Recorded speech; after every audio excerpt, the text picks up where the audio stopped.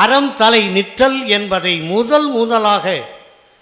வைணவம், சைவம், பிற சமயங்களுடைய வேறுபாடுகள் இவற்றிலே நகழுகின்ற பூசல்கள் என்ற நிலையில் தத்தளித்து கொண்டிருந்த தமிழகத்திற்கு ஒரு வழிகாட்டுதலை செய்ய வேண்டும் என்பதற்காக கம்பன் தன்னுடைய காவிய தலைவனாக இருக்கிற திருமாலின் அவதாரமாக இருக்கக்கூடிய ராமபிரானுடைய பெருமையை சொல்ல வருகிற பொழுது நான் இந்த மாமன்றத்தில் வைக்கிற முதல் நிலை அதுதான். அறம் தலை நிற்றல் என்பதில் கம்பன் அறம் தலை நிற்றல் என்பதை எதை வைக்கிறான் என்றால், இந்த மூவருக்கும் மேலானதுதான் நம்முடைய தமிழ் சமுதாயத்தின் கடவுள் கொள்கைக்குரிய தலைவன் என்பதை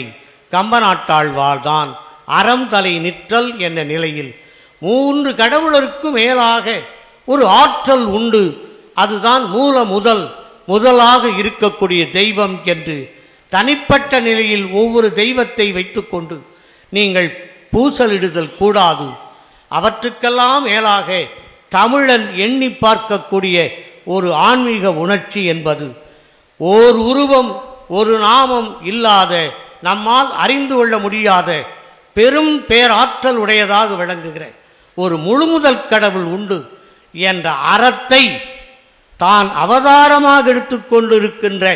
ராமனை பாராட்டுகிற பொழுது, இந்த ராமன் யார் என்றால் மூவருக்கும் மேலானவன், இவன்தான் அந்த தெய்வத்திற்கு வடிவமாக நமக்கு காட்சியளிக்கிறான் என்று ஒரு அறத்தை தவறாத நிலையில்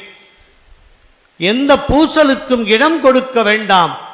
அந்த பூசலுக்கெல்லாம் அப்பாற்பட்டு நம்மால் உணர முடியாத